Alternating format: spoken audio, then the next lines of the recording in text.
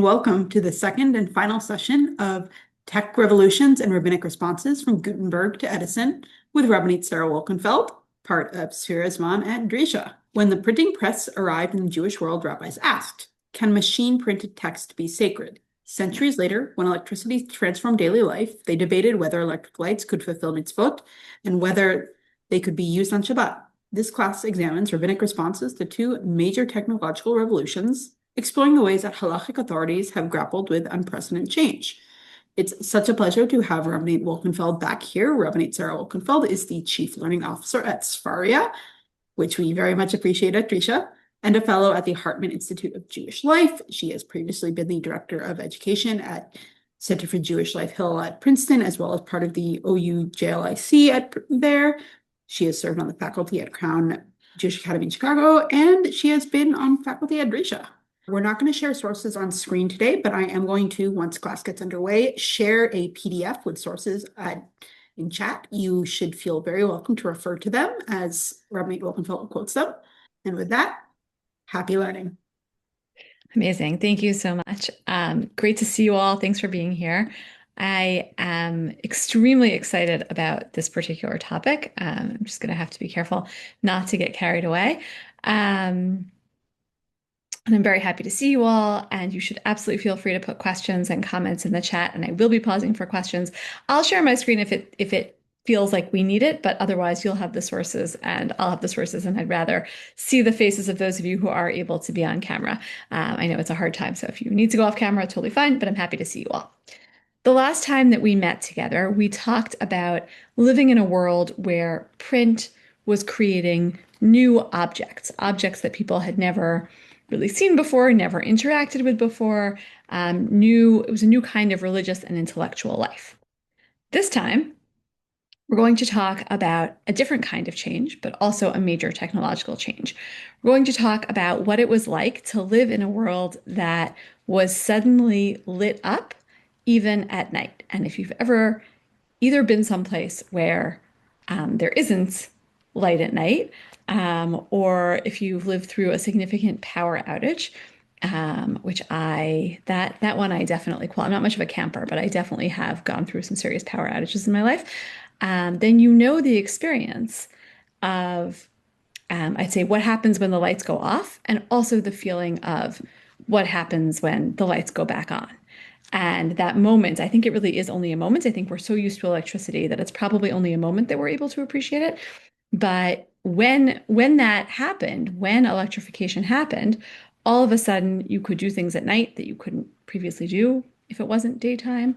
Lighting things that weren't candles became possible, became a question whether lighting something that wasn't a candle could be a ritual act.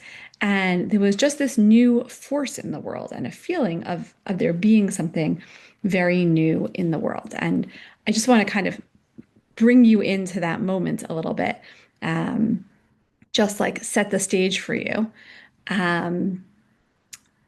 It's not quite a straight line. Electricity was discovered well before electrification, and I don't know if anybody else shares this fun biographical fact with me, but I went to the University of Pennsylvania for my undergrad. University of Pennsylvania is all about Ben Franklin. There's literally like a society on campus called like Kite and Key. Everything's all about like there was a key and there was lightning and there was electricity and Ben Franklin discovered it. Okay, it turns out it's very much more complicated story, but we're not going to talk so much about that because discovering electricity didn't actually do that much for society. But it's just kind of like a cool thing that happened. And instead, I want to talk about electrification. So Ben Franklin, we'd say, arguably, quote unquote, discovered electricity in 1752. Edison invented a light bulb in 1879. Westinghouse invented an alternative, cheaper version of the light bulb. Not exactly that, but a lamp in 1892. So that's the basic time period we're talking about. The first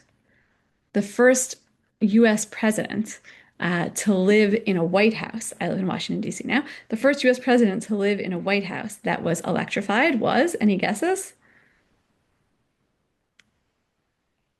I definitely did not know this. So it was Benjamin Harrison and his wife, Caroline. They were the first couple to live in the electrified White House, but electricity, like electrification, was so new that they refused to turn on and off the lights by themselves. Like it was too scary and overwhelming to touch the light switches, so the White House staff had to turn on and off the lights for them. Um, and um, and so I just think that's like a fun fact.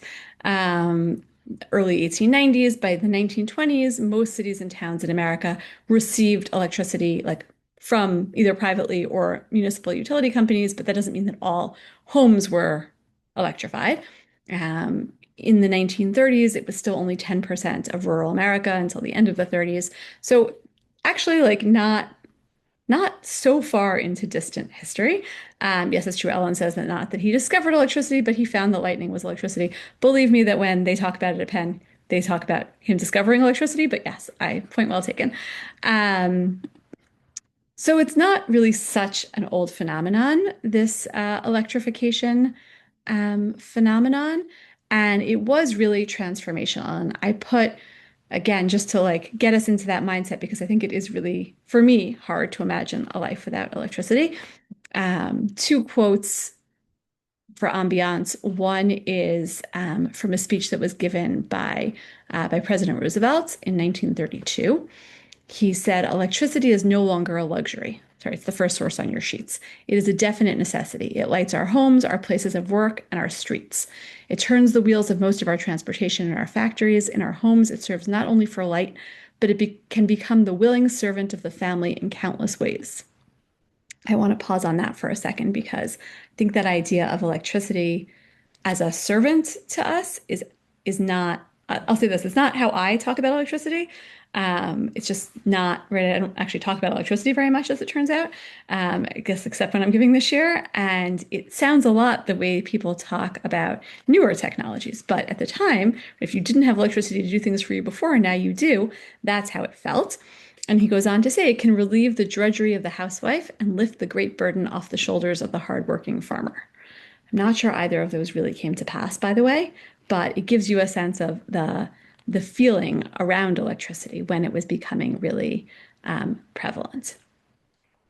The second source, again, just for ambiance, is from the Rebbe, is from Rabbi Menachem Mendel Schneerson, who actually writes about electricity and light a lot. It was a favorite, or one of his many favorite metaphors, or kind of like similes, analogies for what it was to be a Jewish person keeping mitzvot. But in this quote, he's actually talking about electricity. He writes, "The electrical force is one of the hidden forces of nature. It cannot be perceived by any of the five senses. We know of its existence only through its causations and effects. Yet this hidden force most potently banishes darkness and illuminates the night." And then he goes on to talk about how it's an analog for Hasidism, which also, like I said, that's his metaphorical use of it, which you see again and again, that it banishes darkness, it illuminates. Again, I'm not sure how many of us walk around the world, just as we don't go around thinking about printed books as a exciting new technology, we maybe don't go around the world thinking about, wow, it's amazing, my house has electricity. But this gives you a sense of what it was like to feel that way. And I think in a similar way to the way we talked about books last time, or printed books last time, I want to think with you about the halakhic and religious questions that were raised. Okay, not all of them. We're not going to be able to do all of them. But specifically focusing on this idea that it was creating a new reality. And I think the Rebbe's really onto something here, that it was this unseen force.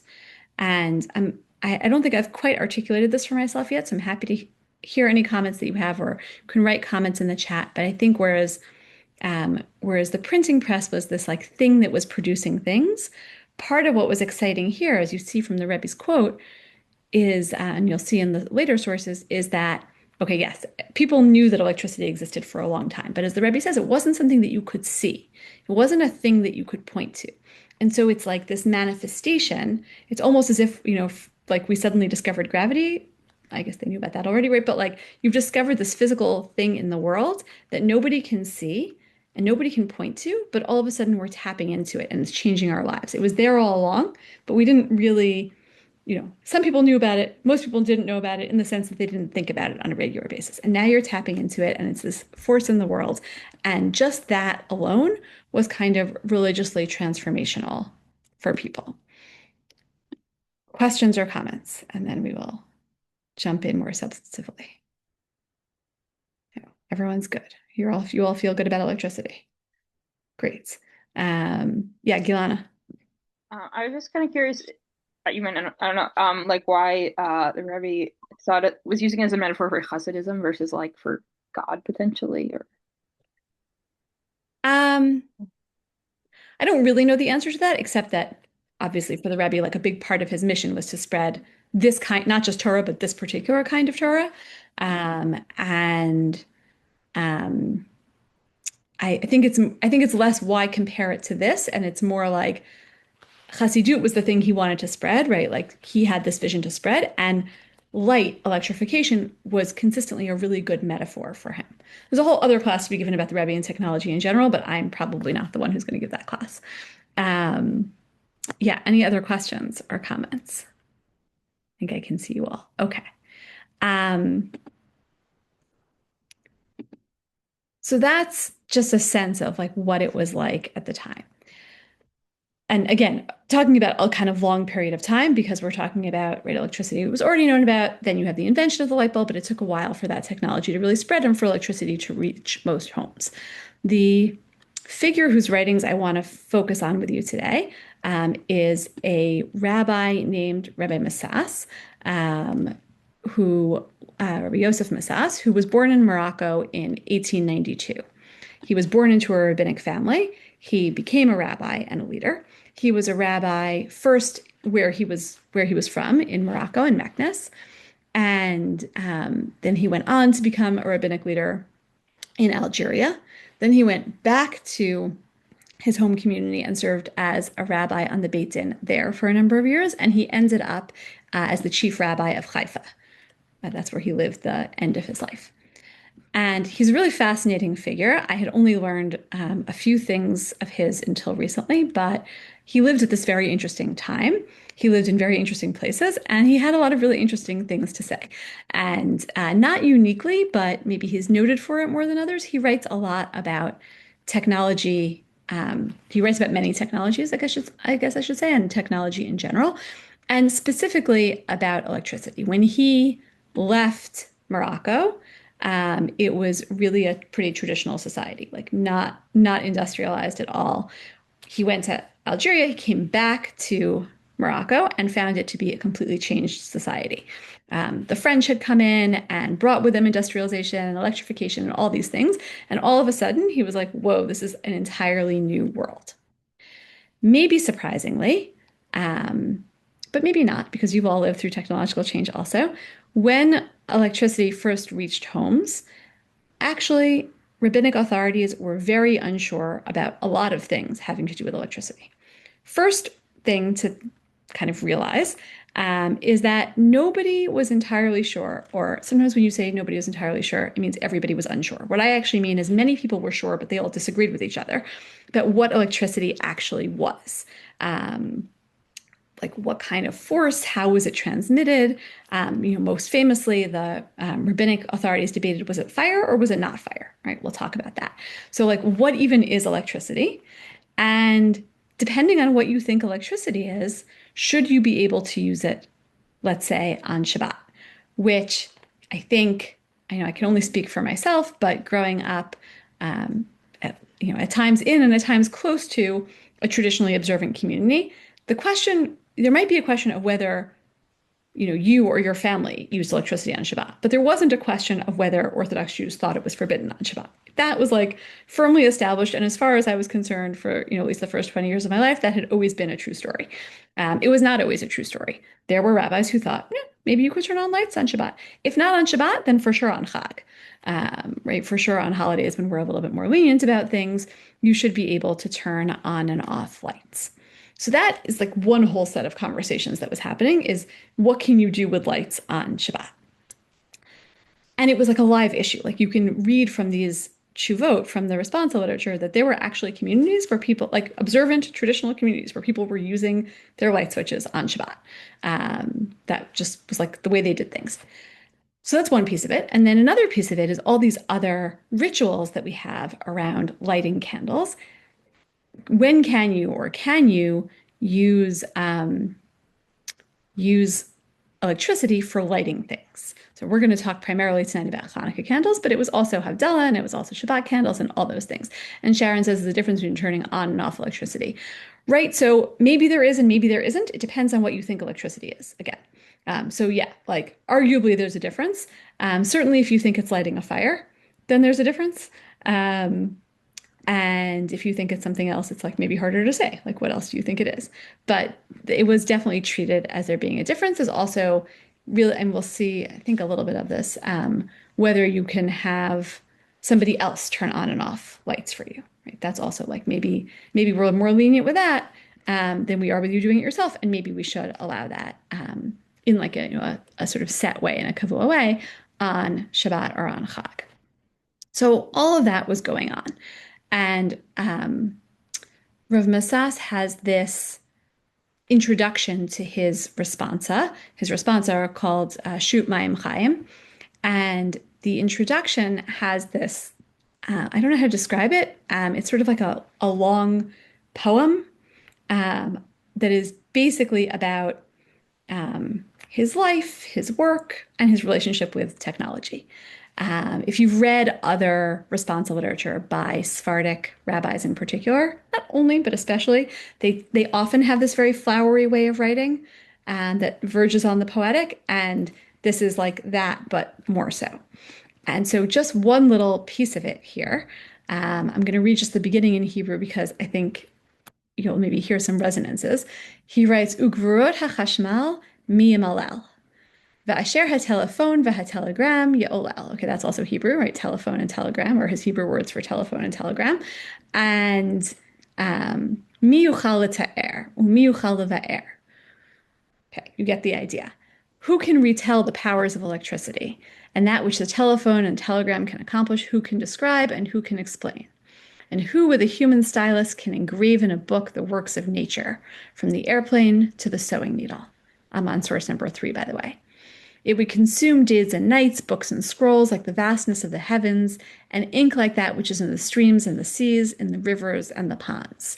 It would require pens like all the trees of the forest and tangled thorns. I hope you hear the poetry there, even though I do not in any way stand by my pretty prosaic translation. And maybe you can also hear resonances of other biblical and rabbinic texts. Again, when Sephardic rabbis go to write poetry, they draw on all kinds of things. And so he is really like pulling on every source he can to say, wow, these new technological developments are amazing. They are incredible. Miyamalel, who could even say them? Usually something we reserve for like the deeds of God, but who could even tell the complete story? The last line here, he says, Lo yagiu lahashlim parashat hateva. Like, no matter how much you write, you could never tell the complete story of nature. Nature here, I think, is an interesting word. By nature here, he means kind of like the harnessing of the powers of nature. But again, I think it reflects this tension that's happening of electricity is found in nature. I think Ellen made that point in the chat. Electricity existed, but all of a sudden now we're able to tap into it in a way that wasn't possible before. And so we notice its existence in the universe. And that gives us, at least according to Rav Masas, this like newfound appreciation for nature. Who knew there was this incredible power there? Now we know, now that we can use it in our lives. He's asked, Rav Masas is asked to weigh in on all of the issues that we mentioned. What I want to focus on, because his tshuvot, if you maybe have gotten a sense already, his responsa tend to be very long, and he has a lot to say, and I want to give it its due. So we're going to look closely at Hanukkah candles, but I just want to keep setting the scene for you and give you a sense of what he was thinking. He was asked about Shabbat. He was asked about Shabbat and Chag. So in source number 4, he writes, Nidrashti lasher nishalti lechavota ti hama'at. Right, I was asked to express my like humble opinion. Beinyan hadlaka v'chibui lema'or ha'electricity. really fun to read that word. And then in brackets, chashmal. Right? Maybe you've experienced this if you've spent time in Israel or with Israeli media. Hebrew has to sometimes struggle to keep up with these technological developments. So I gave myself a crash course in Hebrew last August. I was about to have my first conversation about AI in Hebrew. And I had to be able to explain Safari's AI strategy and what I think about AI and ask them about their AI strategy. And I didn't even really know how to say AI in Hebrew, actually. They pretty much just say AI. But, all these words that I had to learn. So chashmal was a new and invented word. Also, tfus, which we talked about last week, right? Print was like a new thing. So chashmal is biblical, but it got used for electricity, but sometimes he wants to make sure that you for sure know what he's talking about. So he just writes electricity with all those letters. Okay, so he was asked to express his opinion about whether you can turn on or off, to go back to Sharon's point, electric lights on Shabbat and Yom Tov. And he says, Asher rabu bo hashmuot vehadeot. There's lots of opinions and reports. There's lots of rumors and opinions about this.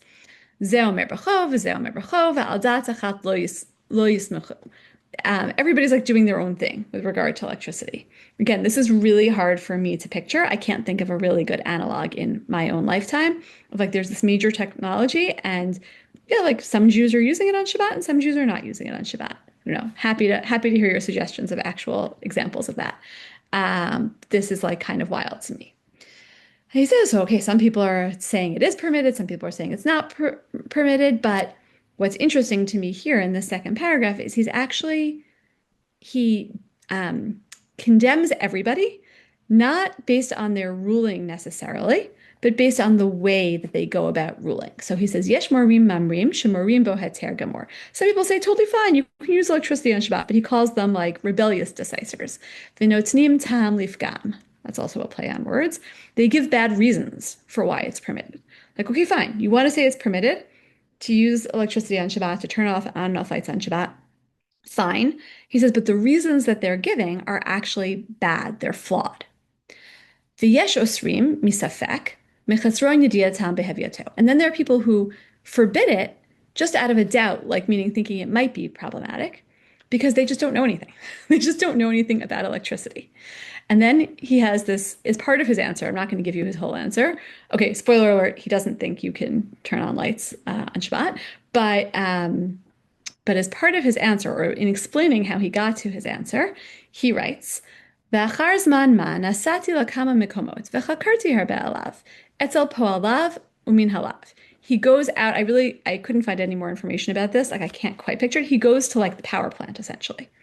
He goes to do research. Nobody knows anything about electricity. And that, he says, is why people are giving bad rulings. Whether they're being lenient, whether they're being strict, they're bad rulings because people are just making stuff up about electricity. I guess I will say this part does resonate with me because I often hear people speaking about AI. And I'm like, oh, you might be right, you might be wrong, but actually you just don't really have any grasp of artificial intelligence. So that's what happened. He went out to talk to the workers. He went out to talk to, where he says, workers and managers. And all their responses were uniform on the matter relevant to our concerns. Okay, any scientists in the room? I guess I should have asked first. Anyone do electricity for a living here? Anyone better at science than I was in high school? That's probably most of you. Okay, so if anyone here can follow this, let me know. I read this kind of also as poetry.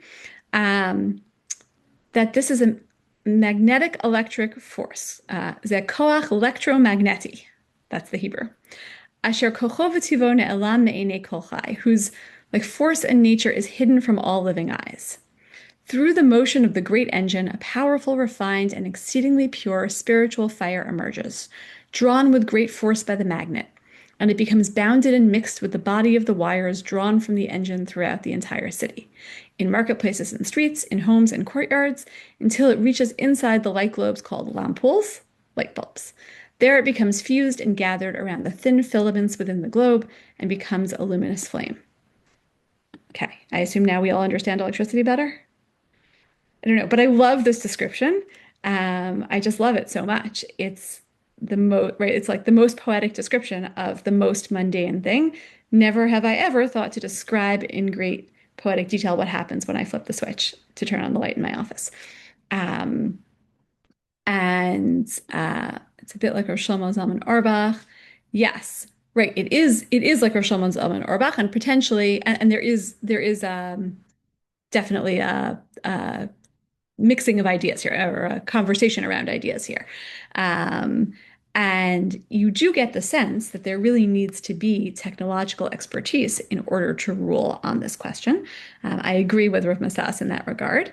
But it's clear that in addition to having decided, which, okay, the tachlis piece here, right, the practical pieces, he's decided at the end that there's flame, right? Na'aseh shall have it me'ira. Na'aseh Sara shall have it me'ira is where he lands. So what actually happens in the light bulb is it becomes a flame. That means he's saying that light bulbs are fire, which is not really a very popular position today. But again, they were still trying to wrap their heads around what is this electrical thing. So light bulbs are fire, so obviously it's going to be prohibited on Shabbat. But in the process, he gets so caught up in describing this incredible force that nobody really tapped into before, and nobody really understood before, and nobody really knew about before. And so he just gets very excited about it, um, and and really invests, I would say, in kind of like describing it to his audience. Um, I'm not going to spend a lot of time on on the Shabbat piece, but I will just say relevant, mostly Sharon, to your point earlier about the difference between lighting and I only have the Hebrew in my head, turning on lights versus turning off lights, lighting versus extinguishing. There you go. So even though Rav Masas thought that it was really like turning on fire and you can't do it on Shabbat or Yom Tov, he does write a very passionate defense of having a non-Jew come and turn off your lights on Chag. And the reason, he says, it's like kind of shockingly resonant with Roosevelt's speech. I mean, they were not in conversation with each other, but it's like the same basic idea. He says, electricity is so great that once you have it, if you stop having it, you're completely miserable. This, again, I can pretty much confirm from my power outage experiences. Anyone else have significant power outage experiences? He says, like, and if you can't leave lights on over Chag, it'll just be terrible. Like if you can't leave lights on because you're afraid of not being able to turn them off, right? Power is more expensive then, etc. It will just be terrible. Like just no two ways around it. Like you'll just hate Chag. And so you have to be able to have some kind of way of turning it off on Chag. Gilana asked if he's making a practical distinction between the spiritual fire and the luminous flame. I think he's just varying the descriptive language, but I also think that he sees, and this is, again, like a limit to what we can do in a 1 hour class, but he repeats this in different forms in multiple writings. He sees this as a force of nature and therefore also something that belongs to God. So yes, the light bulbs are made by people and the electrification, that comes from people, but they're tapping into this powerful, like quasi-spiritual force, or it's both physical and spiritual in some ways. And yes, light bulb technology was different then, and still maybe arguably not fire, but he thought it was fire. A lot of other poskim don't think it's fire. Reasonable people can disagree about whether it is or isn't. I actually think, I mean, I have no idea what it was that he saw or was told really when he went out into the streets to like observe the electrical crews at work. I mean, I'm just trying to actually imagine this. Like I have definitely had the experience of like you walk through your neighborhood and there's like electrical crews working. So can you imagine you call to them like, sorry, I just need to talk to you about electricity for a little bit, right? That's essentially what he did. So, I think he's invested in describing it in spiritual terms, and that's also part of why he has those two phrases. I do think, and I don't want to skip over Rav Shlomo Zalman Auerbach entirely. I do think that Rav Shlomo Zalman Auerbach's treatise on electricity is Me'orei Eish, as Alona said. Rav Masas's is called Ner Mitzvah, although he has it in a lot of places. So it was like a trend, or it was like the cool thing to write, an entire treatise about electricity. and how you could use it and how you couldn't use it and all of that. But definitely by far, Rav Masas gets the most excited about the inner workings of the technology as compared to everyone else. Okay. Having said all that, I will say I know I'm like very into his other materials, so I haven't gotten to our main shuva yet, but I'll just tell you one other thing. I won't read it inside with you. But if you look at source number 5, the like subtitle here is why electricity was not revealed to the builders of the tabernacle. Why was electricity not known by Bezalel, who built the Mishkan? Why it's almost it sounds like a joke, but it's not a joke, or he didn't mean it as a joke. Like surely Moshe Rabbeinu must have known about electricity. It's not possible that you could have such wise people, Bezalel, Moshe, Shlomo HaMelech, who didn't know about electricity. And he apparently got asked this question by another rabbi. How could it be? And he writes, I excerpted it here. It's a very long tshuva, actually, just answering the question, like this theological question about electricity. But the theological question is like a theological historical question. How could it be that we have no record in the Torah of electricity? How could it be that Moshe did not become the first Thomas Edison? Why did that not happen? It's part of, I would say, a trend. It actually also happens with the printing press of imagining that Jews have invented things, but again, Rav Mazas really invests. He has 5 reasons. I'm not going to go through them, but if you want to guess in the chat, I'll tell you afterwards. He has 5 reasons why electricity does not show up in Tanakh. 5 full reasons. But then at the end, he says, even though I have all these reasons, yeah, like you're right. For sure, Moshe knew about electricity. He just decided not to act on it. Moshe and Bezalel definitely knew about this. They definitely must have known. God must have told them. It's just that they decided that, like, sort of, like the world isn't ready for me, right? Like the world was not ready for light bulbs until much later in history. But Moshe and Bezalel definitely knew about it. I kind of love that, and I kind of love all of his reasons. But okay, ready for Hanukkah candles? Okay, it's a little off season. I apologize. But there's not like a relevant Shavuot ritual that I could tap into. So you have to just like put on your Hanukkah headspace and think about everything you know about lighting Hanukkah candles, why we do it, what its significance is, what that ritual feels like, what you light. Raise your hand if you light olive oil or oil. Okay, some oil. Raise your hand if you light candles. Anyone light something else? Yeah, okay. Candles, olive oil, there we go. My house, we have some of each. So the question he gets asked is, and I left in his fancy language, although I'm not going to read it all. He was asked essentially whether you can use electric lights for Hanukkah candles. But really the basis of the question is that Rav Masas is already on record saying that you can use electricity for Hanukkah candles, and he has his detractors. So this guy who's writing to him, this rabbi who's writing to him, who he refers to in very beautiful language, friend of God and his beloved, noble things are spoken, etc. This rabbi has procured a copy of a contemporary work, Kaf HaChaim, where it says that you can't light Hanukkah candles using electric lights. And so this person is like disturbed, but it goes against what Rav Masas wrote. So I'm in source number 6 now at the bottom of page 5. He says, nevertheless, I stand by my position permitting it. Okay.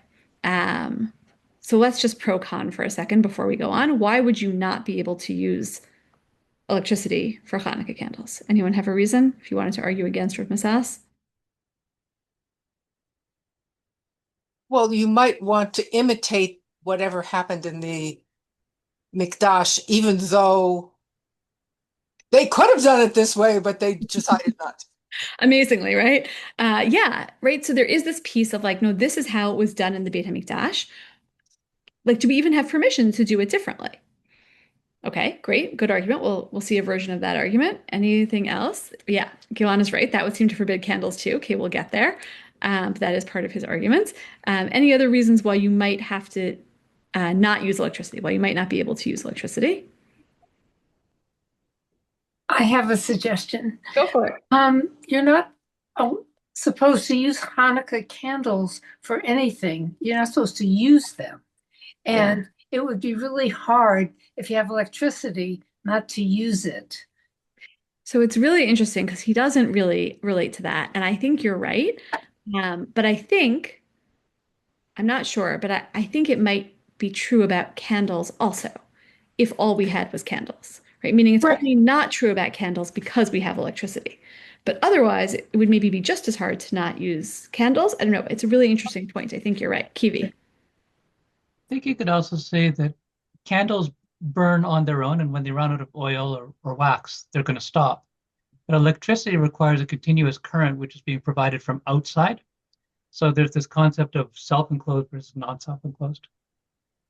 Yeah, self-enclosed versus not self-enclosed, or maybe I'll say it closer to the way he says it, which is like sort of where do people get involved in this, right? Like, yeah, you're right. Like my light bulb is, I mean, I guess eventually my light bulb will burn out, but not in the time that, not during Hanukkah, right? So even my incandescent bulb is not burning out that fast. So there is this piece of like one is like more definitionally finite. You have to do something to keep it burning in a different way. Yofi. So he covers a lot of this ground, and he goes through kind of piece by piece. I guess, we don't have the original letter that was sent to him, but kind of arguing against the arguments that were made against him. So first he says, this is the top of page 6, there's a claim that we require oil and a wick. So this one you guys already covered. Maybe you need oil and a wick because, like Ellen said, right, that's how it was done back in the day. But as Gilana said, no, because the Ramah has already permitted wax. There's already been permission given to burn wax candles. He says, oran salul kamo shemen, because their light is pure or clear like oil. They make really good light. So if you care about the light and you don't care about the substance that's burning, and you've already given permission for other substances, then you can see how that would open the door actually to electricity.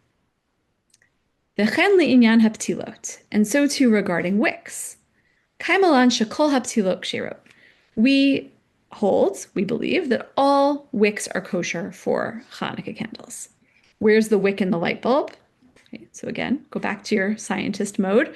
I can neither confirm nor deny, but he says, here too, hachanami ikaptilot shel nachoshet. There's copper filaments, but he refers to them as copper wicks.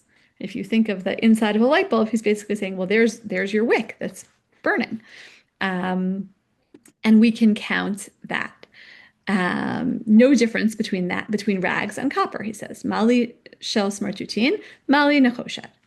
Haikarhu, the important piece, right? The essential piece is that is davar hanitle bo haor. You just need something for the light to hold on to, or for the fire to like catch on. And then now we get to Ellen's point. V'ilo haya or hashemen nitzla sorry, yeah, that's where I want to be, right? If the oil light could be on copper filaments, vadai shebehen hayu madlikim b'mikdash. The fact, I mean, it kind of goes against what he said earlier about them knowing about electricity, but the fact that they didn't light with electricity in the temple is simply because the temple, neither the first Beit HaMikdash nor the second Beit HaMikdash, had been electrified. But if it had been, for sure we would have used that in the Beit HaMikdash. It's a pretty intense claim. He took a lot of flack for it. But he says it's actually so much better to use that, right? It's not like gross the way he says worn out garments. I do not have experience using cloth for wicks, but I will say that when we light oil in my home, which we do for one of our Chanukiot, the wicks do in fact get very gross and oily. Actually, everything around it gets gross and oily, and it smells really intensely for like hours. And he's basically saying, like, why would you do that when you could have, the finest that modern technology has to offer? Okay, so that's the wick and the oil, and also kind of dealing with this claim about the temple. He really believes that you're lighting the filament. He has this paragraph that I'm not going to read inside about that the electric light that the lighting has to be on a tangible substance. He's not even really sure where that idea comes from, but apparently it's something that people used occasionally to like attack his position that it has to be substantive. And he says lights are substantive. How are we doing so far? Questions, clarifications? He's dealing one at a time with the arguments against lighting electrically, with electricity, right? Lighting electric lights for Hanukkah. Yeah, Gilana. Like it seems like he doesn't express like any ambivalence about the new technology. It just seems different. It just seems like nowadays, like even though people can get really excited about new technology, it just seems like there's always ambivalence, or like he would bring up like some people might say that like I don't know, he just doesn't even like addressing potential counter arguments that like I don't know, that maybe it's just too new, or maybe it's gonna like corrupt tradition or something. I don't know. Maybe I don't know if that I makes would sense. say in other places he has some qualms about like technology as a phenomenon, and I think there is a dark side for him to all of this. He does write about how with the rise of technology, people love Torah much less than they used to. He does have that in his writings, but it seems like with electricity, he's like all in. And I would say, as maybe this is not a fair comparison, you'll tell me if you think this is a little bit heretical, but as somebody who reads about technology a lot, I think I can tell when writers are actually excited about the technology that they're writing about. And I think he was actually excited about it, like at least about electricity. So, yeah, but it's a good point. He's really not ambivalent here. And he's willing to go so far as to say that if the temple had had electricity, that's what they would have used. We're going to come back to that argument again. But that's like a pretty radical statement, even if you just think about he got attacked for this even just on a theological level, right? Like, how could you say that anything in the Torah should have been other than how it was described? That is a pretty intense thing.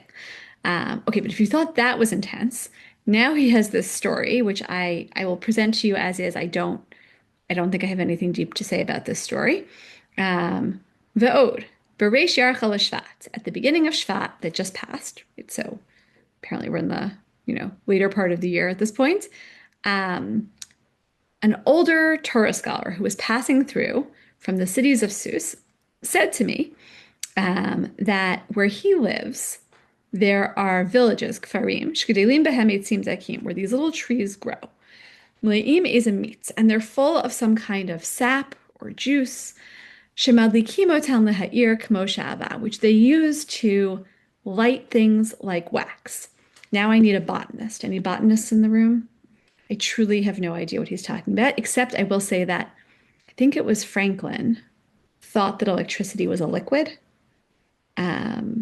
which I don't know why he thought that exactly, but he thought it was a liquid, and that's kind of what this sounds like to me, but I'm not exactly sure. Okay, so the tree was filled with sap. From the sap, they could light candles like wax, and they made Hanukkah candles from the liquid that's in this tree. Al pi rabbanehem, in accordance with what their rabbis ruled.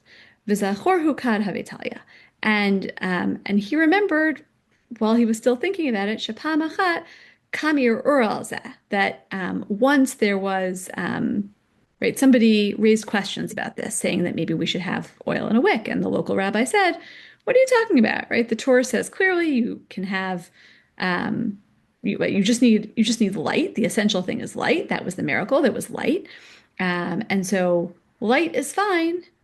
Any light. It doesn't have to be olive oil. It can be wax. It can be mysterious tree substances. It can even be electric lights. Again, I have no other testimonials about the tree. I don't know what to say about the tree. I think it's, I feel like it definitely happened to him, right? Because otherwise, why would he tell us like this random story in the middle of his tshuva about the tree that illuminates things? Okay. It can't be a torch, he goes on to say. So this is, I guess an easy way to say this is that Hanukkah candles are not like Havdalah candles. So for Havdalah, famously, you have to have multiple wicks lit at once in order to use it as a Havdalah candle. You don't actually need one of the braided twisty candles. You can hold two candles together, but you need multiple wicks lit. You don't want that for Hanukkah candles. So you need to be able to kind of prove that that's not what electricity is. But he says, no, they just, right, the people who used the tree just used a single wick, but they just burned the substance from the tree. And that was fine. Okay, so no torch, and you can use any substance, and the important thing is the light. And now we'll get to, I think, a version of what you were talking about, Kiwi. He doesn't quite go all the way there with like the current, but he is concerned about the idea that a person has to light the Hanukkah candles. And here, it's a machine lighting Hanukkah candles. So this is great. He says, like, Im kol hakavod, right? Like, I'm, so sorry, but kimdumeli deloya damar chukei electricity. You don't seem to know anything about electricity. Ki ofen hadlakato v'kibuyan kach. Because here's how you actually turn on and off electricity. And here he's going to take us down this rabbit hole again. The manner of its kindling and extinguishing is as follows. At that switch of kindling and extinguishing, two ends of copper wire are connected. One is drawn and tied to the wires of the markets and the streets, which are always filled with electric current from the great central engine, and the other is drawn as far as the household lamp. So the continuous current then, Kiwi, is like out there in the world, right? But you have to choose to tap into it. So when you flip the light, that is, we would say in halakhic terms, hadlaka ose mitzvah. You are lighting the flame, you are lighting the lamps, in the sense that you are turning on the light. And yes, the current is there, but you made the choice to, or you did the action that tapped into it. And he sort of has this whole, I almost picture it in my mind like a Rube Goldberg machine, right? Like the current is flowing and then it goes, onto your street and into your house, and you have to right? And eventually you get it like into that specific lamp. And that's how lighting things up works.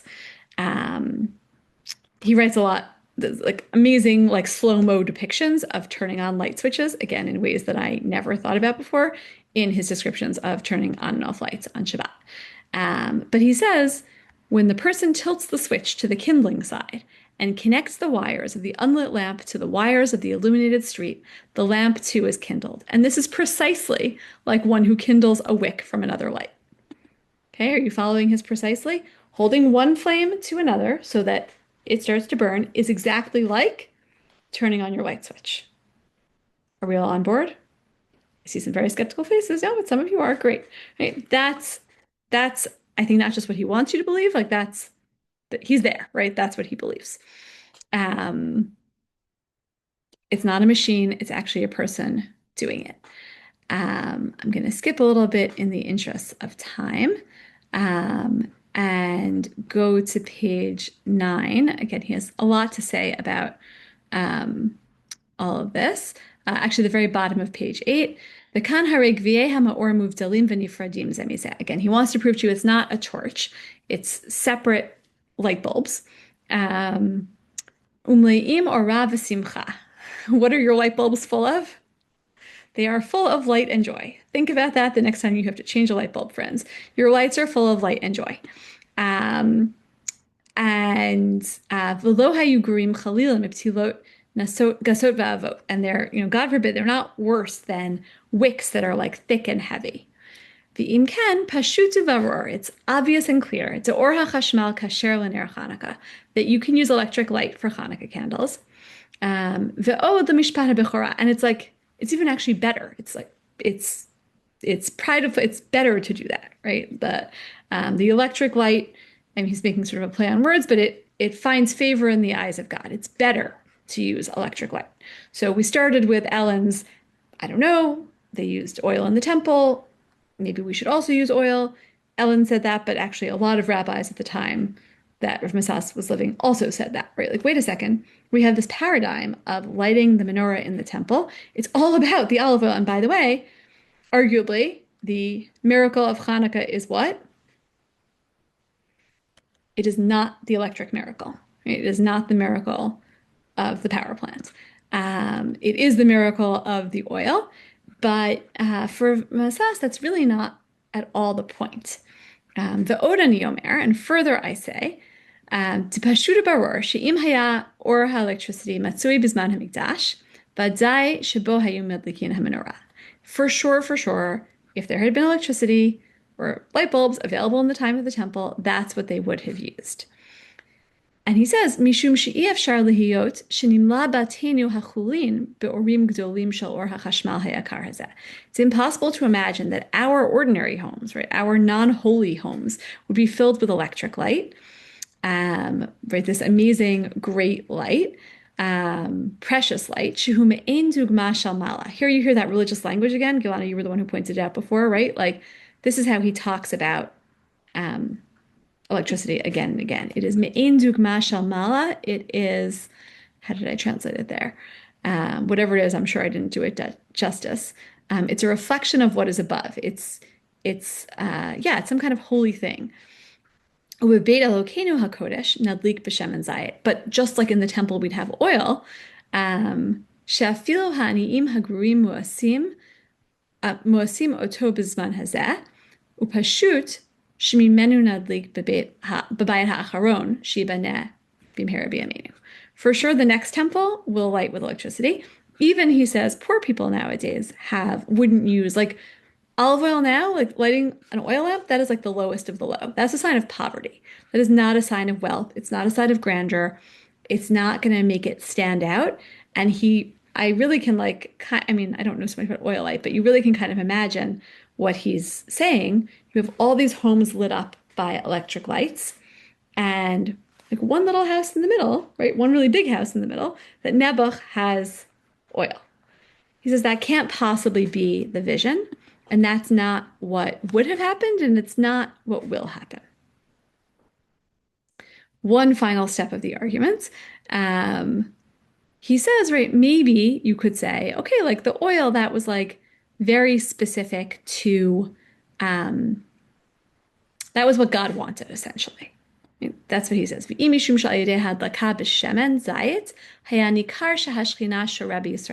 That maybe that was like a sign. You could say it was like a special thing, right? No, we're not lesser because we have less light. We're special because we have olive oil. And that was a sign that God rested God's presence on the Jewish people. He describes a little bit about the menorah in the temple, quotes the Gemara, okay. Ultimately, he says, though, yeah, like, okay, kind of like in hachinami, right? Like, I agree with you.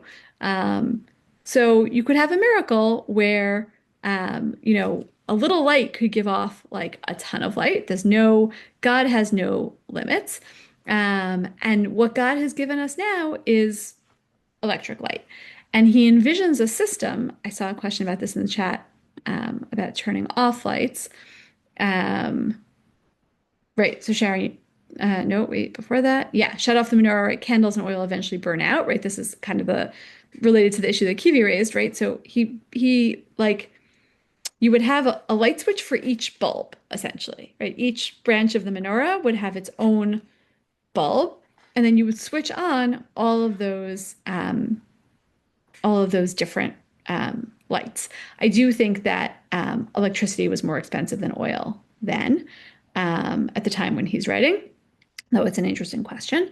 But he basically says, right, so that's how it would work. You would have one switch per light bulb, one light bulb per branch of the menorah. And I mean, I feel like in as much as, we live in a society where like people have found all sorts of ways to engineer their homes for Orthodox halakha. Right? So if you could imagine a home with 2 dishwashers, and you can imagine a home with a Pesach kitchen, so you can imagine a home that's wired to have all these light bulbs at the front, right? That's what he describes. So you would have, wait, move back into the tshuva.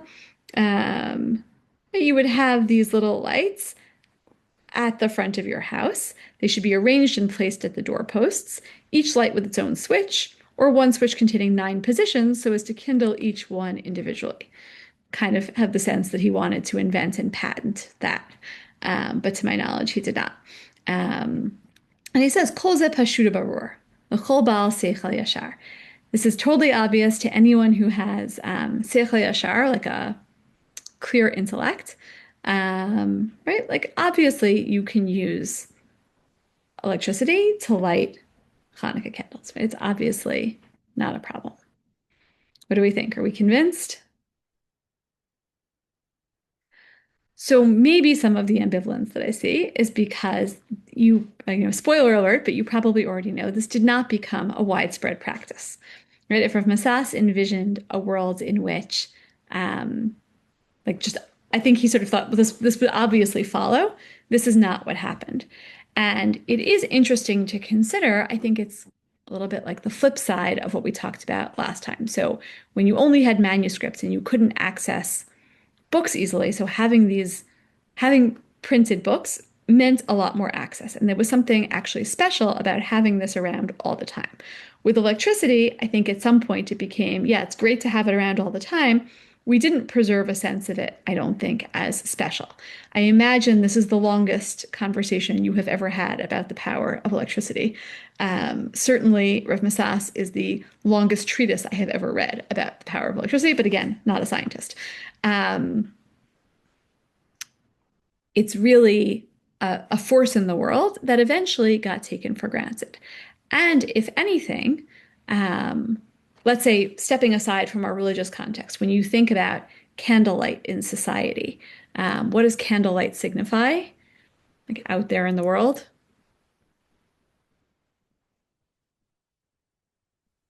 Like a first world country, like as opposed to like an functional country. I don't know, like in that, like economics, I guess maybe. Well, let's say you're like in America, right? And you go into a restaurant and there's candles on the table. Oh, This is the only light. candles. You meant like Yeah, like cozy. Romantic. It's It's romantic. cozy, it's romantic. I would say it's like fancy, right? There is a way in which um, that light not being the norm actually gave it a kind of status that I'm not sure that Rav Masas fully anticipated. And I think what he does capture really well here, though, is I think kind of an essential question of Hanukkah, not only of Hanukkah, I think it also applies for Shabbat, and maybe other times also, of like what do we want the status of this light to be, right? Like what do we actually want it to signify?